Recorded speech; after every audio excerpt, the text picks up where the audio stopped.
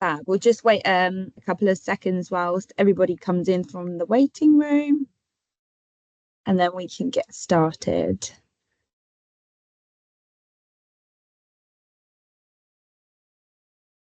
Right. Thank you everybody for joining today. I'm Izzy and I will be kind of managing the webinar from behind the scenes. Just before you all get started, all of your cameras will be turned off and your microphones are muted. Please feel free to use the Q&A button along the top throughout the session. And towards the end, Juliet and Charlie will kind of go through your questions and answer anything that you want to know. So please feel free to use that. But for now, what I'll do is I'll pass over to you, Juliet, and we can get started. Thanks, Izzy. Thank you so much. Hopefully you can hear me, etc. Good morning, everyone, and thank you so much for joining the webinar today. It's an exciting topic, but a challenging one.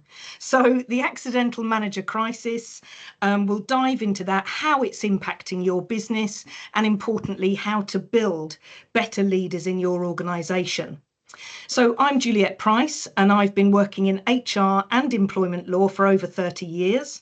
I'm the proud founder and managing director of the award-winning Park City Consulting. I'm also joined today by Charlie, one of Park City's leadership and management trainers, and you'll hear from Charlie a bit later on, and Charlie will also join me for the Q&A towards the end of the webinar. So a bit about Park City. Well, Park City's purpose is really to partner with SMEs and also larger organisations, really delivering HR and health and safety services and solutions, alongside and in partnership with management and leadership coaching and development.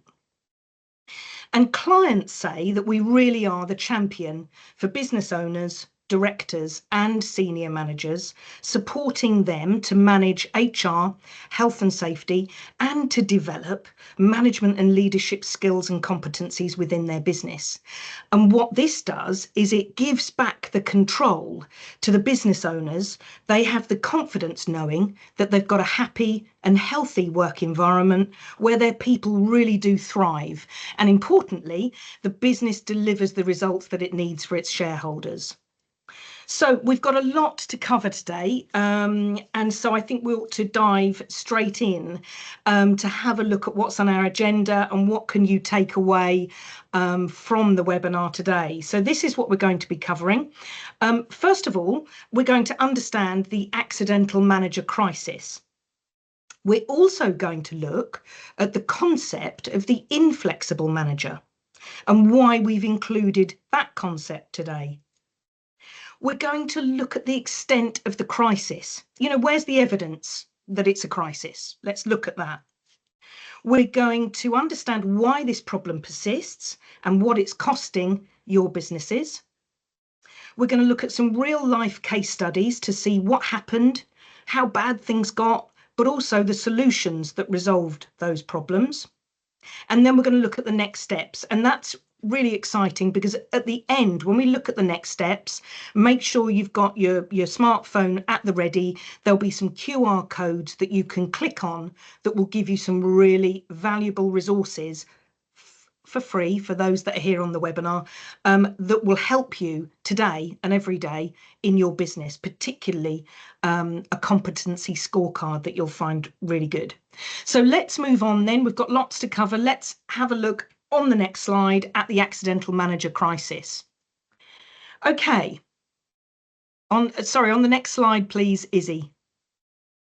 Great. So the accidental manager crisis. So the scope of the issue. Well, let's start with what it's all about. What is the accidental manager? Okay, so this is someone who steps into a leadership role almost by accident. Okay, they've got no prior necessarily any experience or formal training.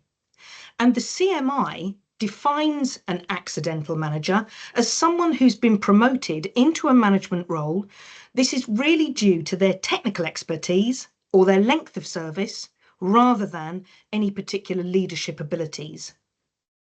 And every business has got them. They were the person that was really good on the tools, so they got promoted to production manager. They were the person that was the most senior person in the office. They were good at admin, so they got the office manager job. And these managers often lack formal training in key management skills such as communication, delegation, performance management, and conflict resolution. And as a result, they really struggle with the people management elements of the role, which leads to disengagement across the team, low productivity, and high employee turnover. And it's a consistent problem that's really been amplified in recent years due to the spiralling labour and recruitment costs and a lack of availability of skilled, experienced, and importantly, trained managers. So the accidental managers, let's look at their characteristics. You will spot them all, I'm sure, in your business. So they are the person that's overly reliant on their technical skills. They excelled in their previous operational role and are now struggling with leading a team. They have ineffective communication skills. They struggle to provide feedback, to delegate tasks, or to manage conflict, and often failing to really address the issues within their team as they arise. They're poor at decision making, and their lack of confidence or experience can lead to either indecisiveness or micromanagement, which, as we know, can be really frustrating for team members. This then leads to a negative impact on the team dynamics because their leadership style is then contributing to employee disengagement, high staff turnover, and increasing workplace stress. And a lack of leadership training for these people. They step into these management roles without any structured development, and as a result, they lack the awareness of the requirement to balance the needs of the task, the team, and the individual employees. And so they end up just focusing on the tasks. And while I'm sure that we all recognise these accidental managers, both in context and in reality in business, there's another equally damaging manager that's holding back our management teams, and that's the inflexible manager, okay? And we've included this today in the discussion from feedback from clients and some of you that are logged in onto the webinar today. So the inflexible manager shares some of these same traits, but let's now on the next slide have a bit of a dive into the inflexible manager. Who are they? Well, this is someone who's an established manager. They may have been in management roles for over 5-10 years, but whose current performance is now being challenged by the environment around them. Okay, and most critically, perhaps, the changing expectations of today's employees. The inflexible manager often has an authoritative leadership style, command and control, and an outdated skill set that really hasn't adapted to today's environment. The inflexible manager fails to nip things in the bud, which allows things to grow and fester. Molehills become mountains, and it's, becomes problems that HR have got to unravel often. These managers avoid just having the simple conversations with their team because they're afraid, they're not sure what to say, don't feel they have the confidence or the skill set. And so one important point to grasp here, as we all know, is that often the targets in the organisation actually over the last 5 years and the kind of goals of organisations haven't really changed that much. But it's how leaders need to go about reaching those targets and those goals that has changed dramatically. Modern leadership requires a broader, more adaptive skill set than even it did 5 years ago. So here's how the environment has changed. Well, leaders now must embrace AI and automation and a digital transformation to stay competitive. Data-driven decision-making is now essential in HR and performance management and strategy. Remote and hybrid workers require strong virtual leadership and digital communication skills from their leadership team. And the shift towards mental health awareness and employee well-being demands leaders who can build an organisation and psychological safety around their team members. Traditional authoritative leadership is being replaced by collaborative and empathetic management. And leaders must navigate diverse teams, including different generations with varying expectations and work values. And the hybrid working models, the gig economy and flexible working policies have all changed leadership dynamics. So leaders need to balance autonomy and accountability while maintaining productivity. There's a lot to do. And change management skills now are more crucial than ever to keep teams engaged and resilient. Employees and customers expect businesses to demonstrate corporate social responsibility, sustainability, and ethical decision making. This is all fairly new, and leaders must navigate, we all know, a political landscape that's changing and an economic one. And, changes such as the Employment Rights Bill, a huge raft of legislation came in last year and a lot more to come this year. And they need to get a grip of that, ensuring compliance while fostering inclusivity. And leadership development can't be static. Leaders must continuously upskill to keep pace with the evolving business landscape. Coaching, mentoring, and lifelong learning are all strategies to staying relevant in today's workforce. So the bottom line is that leaders must be more adaptable, technologically savvy, and emotionally intelligent than ever before. And those who fail to evolve really risk becoming obsolete in an era of rapid transformation. So let's look on the next slide at the evidence. Where's the evidence that there's an accidental manager crisis? Okay, so there's been a groundbreaking new study from CMI, Chartered Management Institute, in partnership with YouGov. Okay, and this exposes the damage that the accidental managers are inflicting on their organisations and the wider UK economy. The results are on the screen, so they reveal that 1 in 3 people, managers and workers, left jobs because of poor management and a negative work culture. 82% of managers received no formal training before stepping into a leadership role, adding to the UK's stock of accidental managers. Poor management costs UK businesses 84 billion annually in lost productivity, and that figure really underscores the significant financial impact of untrained or accidental managers on the UK economy. People Management magazine also conducted a study, and they reported that over the last 2 years, 30% of employers have seen the numbers of employee grievances rise significantly. So what are these grievances all about? Well, the top 3 reasons for those grievances were bullying and harassment, 67% of them, relationships with managers, 54%, and relationships with colleagues, 49%. And we talked a little bit earlier about inflexible managers not nipping problems in the bud. Well, 40% of employees in the survey said that managers were ineffective at resolving issues with the employee prior to the concerns being raised, which obviously escalated the problem.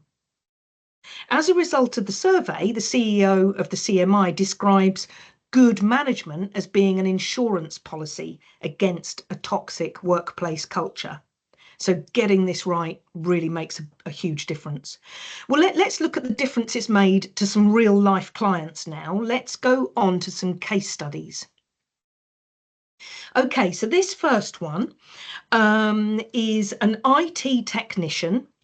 He was promoted to become IT manager in a mid-sized UK technology firm. He was really brilliant technically, but he hadn't got any leadership or really any communication skills or experience, and certainly no formal management training. And the challenges that he faced, he really struggled to delegate tasks. He kind of preferred to do everything himself, and then he felt in control. And he failed to provide clear direction. So his team were left totally confused, not knowing what was happening from one day to the next. He avoided having any difficult conversations and allowed underperformance to go unchecked. And the impact on the business was, not surprising, employee disengagement led to high staff turnover. In fact, 3 staff members just in his department alone left within a year. And increased project delays because, poor delegation and bottlenecks. Complaints of a toxic work environment leading to formal grievances. So what was the solution? Well, the company enrolled him on a leadership development program, provided mentoring as well, and established regular feedback sessions for him and with him. And within 6 months, his confidence really improved. Employee satisfaction scores in their staff surveys increased significantly. So, out of something really awful came some really, really good performance. So let's have a look at another case study. This one is a retail supervisor. Now, she was a really high performing, actually, retail assistant working in a retail store, and she was promoted to be store supervisor due to her strong sales skills, actually. She had no prior management experience. She micromanaged employees, creating stress and resentment. She showed favoritism to some while a kind of disregard for other employees, which obviously led to workplace conflict. She also failed to address staff concerns, and this caused really low mood and low morale, not surprisingly. And the impact on the business was that customer complaints went up because employees were just disengaged with the organisation and the team and what they were doing. There was a high staff turnover and high staff absence due to workplace stress. 2 employees filed grievances, which took a long time to work through those. And this was all due to her bullying behaviour. So what was the solution? Well, after mediation and HR intervention, she was placed and given the opportunity to have some leadership coaching. Over a period of time, she learned how to lead effectively, her confidence grew, and this improved team cohesion and the overall store performance, and the atmosphere in the store completely changed. So that's the retail supervisor. Let's have a look now at a different scenario, third case study. So this is the case. This was a skilled engineer. So this engineer worked in a manufacturing firm. He was promoted to team leader without any leadership training. So the challenges that he faced, he noticed that safety protocols were being ignored. He just assumed that the employees would carry on doing what they were doing before. He didn't realise that he had to keep reinforcing these things. Production speed he prioritised over health and safety compliance. He dismissed employees' concerns when they were raised about faulty equipment. So the impact on the business was that there was a serious workplace accident. And this occurred due to unsafe working conditions. And the company then faced an HSE investigation and were fined £50,000. The manager was then demoted, and the company introduced mandatory leadership training to improve his performance and give him the opportunity. The company revised its promotion criteria from that point on, ensuring that new managers all received the opportunity to have management training, and also the managers and the team leaders were put on IOSH managing safely courses to ensure that they had an understanding of how to apply safety protocols and were kind of supervising and leading in a safe way. So we've looked at 3 case studies, the challenges, the impact and the resolution. This is a really good time, I think, to bring in Charlie. Charlie, thanks so much for joining us today, and really just want to understand, obviously looking at those case studies, and you're seeing, all of our training delegates every day, virtually in the training room. Tell us about, what your experiences are. Do these cases resonate with you? Do you, are you seeing the same things, different things? Yep, 100%. And I think if this is, a reassurance to us all, I see this globally. It's not just in the UK. And I truly believe that nobody deliberately wants to be that kind of person. And that's why the accidental manager is such a worry for me, is that quite often maybe that's how they've been led historically. Maybe their businesses, been around forever, and we've all evolved because that's how our manager managed. But I want to pick up on some of those points really, Juliet. So when I'm training people around delegations, there's normally a couple of around delegation. There's normally a couple of reasons why delegation doesn't happen, and a common thread I see is that I just don't have enough time to show other people. So actually, it's much easier if I do it myself, would be something I hear probably in every single training session. And how lovely that that person is an expert, but how demoralizing for somebody else who isn't being shown what to do. And the other reason that people tend not to delegate is they think it's quite a skilled thing to do, to train and coach other people. And of course, that is something that can be learned. I can learn how to train others. So, we can support, they can be supported to be better at coaching, mentoring and training to allow delegation to happen more often. The other thing that I think really resonates for me is this thing around favoritism. So it's a real challenge for an inexperienced manager, especially if they're working with people who are their friends. So maybe I've been promoted into the manager, and yesterday I was in the same team. And that can be quite daunting. One, for me as the leader, because I don't want to break friendships. But also if I'm somebody that maybe I see outside of work, and then suddenly I'm inside of work with you and you're trying to manage me, that can cause a real load of problems, really. And the other thing, and I think you mentioned this about diverse groups, whether it's a different personality style, maybe I'm introvert, you're extrovert. As a manager, that's quite hard to navigate. Now, what can tend to happen is that we call it an in-group and an out-group. Without realising it, you as that manager has created a little in-group of people that are your best mates and an out-group of people who aren't. And of course, that can lead to a lot of problems with people feeling like they're being bullied. The other thing that you mentioned, Juliet, was micromanagement. And what I tend to see in the training room, this comes from a belief that I can do it quicker, better, faster, because I was the experienced person doing that before. Now, absolutely, that comes from things like trust and empowerment, which are all things that once we sit down with that person and coach them on, what does it feel like not to be trusted by you, can really turn somebody's thinking around to, actually, I didn't see it as being an issue for that person. Let's address that now.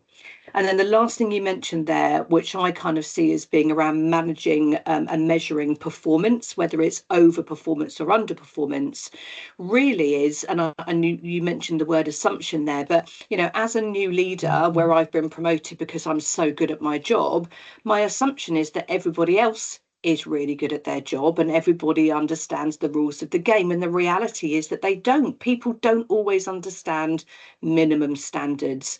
And actually, that's really difficult then for me to have to then go and explain to people, this is my expectation of you. And that conversation sometimes can become a little bit into conflict. So with all of those great clear policies and procedures in place, that gives that manager the confidence to sit down and have that really clear communication that isn't around conflict. It's about everybody understands what we're expected to do. And if people fall below that minimum standard, that's okay. Let's have a conversation about it as well. So I don't think anybody deliberately sets out to be the accidental or the inflexible manager. It just evolves over time. But I absolutely believe that all of those things, through the right support, can be turned around in quite a short space of time. Thank you, Julia. Brilliant. Thanks, Charlie. That's great. Let's kind of do a bit of a recap and actually have a look as well at how much this is costing your business. So how much are accidental managers and inflexible managers costing in the workplace today? So on the next slide, please, Izzy, let's look at the cost of the accidental manager crisis. So overly controlling managers who micromanage and don't delegate create frustration, leading to a lack of trust and disengagement. And this results in the costs of rising grievances, and bearing in mind that the average cost of managing a grievance is 9 days of management time. That's a stat that came from ACAS. Employees working under ineffective managers may feel unsupported, leading to burnout. Poor conflict resolution skills also lead to workplace stress, and that results in the rising cost of absenteeism in your organisation. And studies show that poor management is a key driver of workplace dissatisfaction and attrition, with 31% of employees leaving their jobs due to bad management, which leads to increasing recruitment costs. And of course, then that leads on to management time being taken up with a lot more onboarding, constantly onboarding new recruits. And that's costly. Or worse, not onboarding them properly because accidental managers just don't see the value in or the importance of the onboarding process. Accidental managers and inflexible managers who are untrained can harm morale, productivity and business reputation. There's the increased risk of legal claims as managers aren't dealing with issues as they arise. This leads to increased both grievances and disciplinaries as performance and behaviours dip and change. And there's a clear link between accidental managers and health and safety incidents in the workplace. Poorly trained managers often lack the necessary knowledge, leadership skills and awareness, in fact, to enforce health and safety protocols in day-to-day work, which obviously can lead to increased workplace accidents, incidents, non-compliance and even fines. And a lack of emotional intelligence can and leadership skills can really foster negativity, favoritism, as we've talked about, and conflict, creating that toxic work environment. So what are the solutions? Let's start looking at that. So important. Well, first of all, number one, partner with a good HR provider, such as Park City, to introduce a structured HR and leadership development programme with managers working in partnership with HR to resolve workplace issues as they arise. HR to deliver regular management briefings to keep managers up to date on changes in employment law, best practice, company policies and conflict resolution. Invest in good quality leadership training to mitigate the risks and create a more inclusive and productive workplace. Offer one-to-one manager coaching. This can help to embed the skills that they learnt in the training and help them to apply it. It's no good going to the course, listening and taking it all in if they're not going to come back to the workplace and change their behaviour. That's so important. And at Park City, we really spend a lot of time on that. And ensure regular feedback to identify ongoing leadership challenges. Now, when businesses say to me, that's all very well, but can I afford to do all of this? The question I say you really should be asking is, can you afford not to do it? What's it costing you now? Well, let's look now at the results that are on the screen for you already. Let's look at these results. So many of our clients have invested in training workshops with Park City, and here are some of their results. So employee retention improved by 40% within 12 months. Employee engagement scores increased by 25% with improved job satisfaction. Managers reported higher confidence in handling team issues and performance management. And there was a reduction of 28% in absenteeism with fewer workplace conflicts with another client. Now, these transformational results really demonstrate the tangible benefits of investing in good quality leadership development to overcome the accidental manager crisis. And leadership skills cannot be assumed. And we aren't, despite the saying, we're not born with these skills. They must be developed. So investing in leadership training prevents costly mistakes like high staff turnover, increased workplace stress, poor communication and reporting and non-compliance with legislation, leading to rising claims. So let's look now at the practical steps you can take. So this is really key, really important. So what can you do today in your business that's going to help you overcome this crisis? Okay, well, number one thing to do is scan the QR code bottom right to access your leadership scorecard. Okay. So you need to conduct a leadership skills audit. This will help you identify the gaps. So using the competency framework established by the European Management Association, Park City have developed a leadership competency scorecard for you. Okay, this is a really great tool that you can use. It's at no cost for people on the webinar today to help you to complete your leadership skills audit. It will also allow you to identify not only the gap, but what training you need to put in place to support your managers through this. Number two, once you've got a clear indication, then implement a structured training development program. Yes, it is an investment, but can you afford not to do it? What's it costing you now not doing it? Number three is create a support network for managers. So that can be peer-to-peer support, manager to manager, but also from the senior leadership team, ensuring that they've got people to talk to, and they can all gain support from one another and from the managers and directors that they report into. And really encouraging your organisation open feedback. It's really important to hear what people are saying and to listen and to do something about it. So, you know, because as we've said, the research really has found a consistent link between strong, highly trained managers and more effective organisations. The higher proportion of trained managers said that they ask their team members for feedback, they're more comfortable with managing big change, and they employ emerging technology, and they are really working hard on improving efficiency. Great managers also engender loyalty in their people. And a large majority, 72% of those surveyed who rated their manager as effective felt valued and appreciated. And that figure dropped to just 15% when the manager was rated as ineffective. Good management also drives improved productivity, so bottom line results. Previous CMI research shows that organisations that invest in management leadership programmes see on average a 23% increase in organisational performance and a 32% increase in employee engagement and productivity. So what can we do to help at Park City? Well, on the next slide, let's have a look at the leadership and management training that we offer. So a team leader training course. This is a one-day course for team leaders and emerging team leaders, giving them an understanding of what leadership is and how they can support and improve performance for their teams.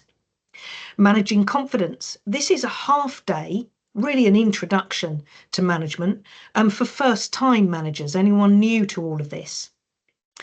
And then we've got some structured CMI qualified programs. So CMI level 3. Now the level 3 is aimed at first level managers. We've got a course starting in April.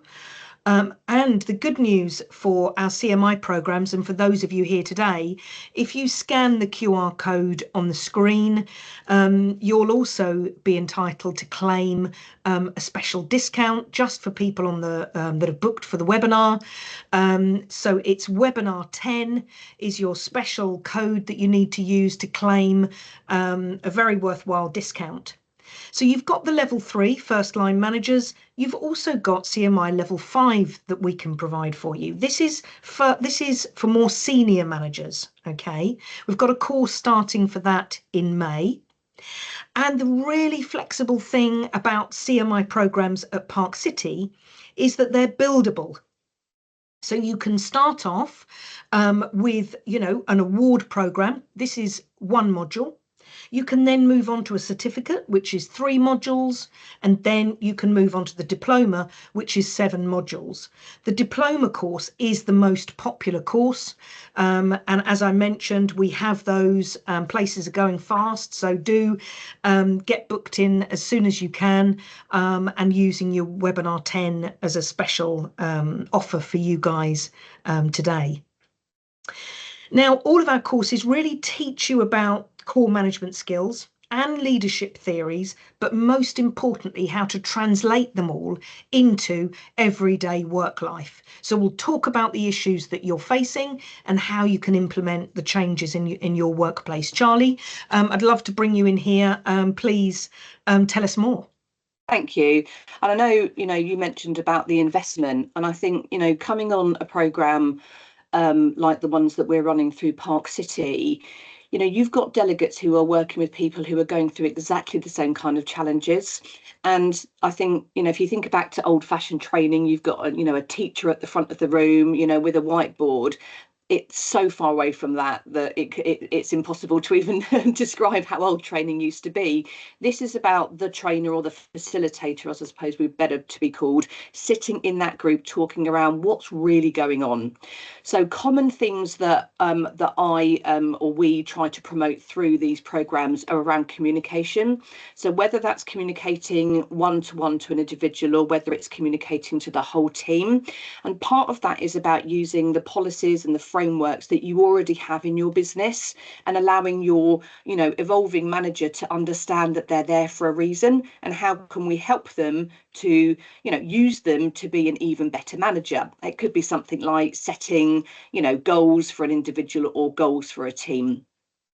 This is also about SMART objectives. So one of the problems that we see quite often, we've mentioned, is that underperformance. So what they're going to learn around is minimum standards, how important robust performance reviews are for every single person. Doesn't matter if they're managing somebody in probation or whether they're managing somebody that's been around for 10 or 15 years, there's always a starting point of those SMART objectives.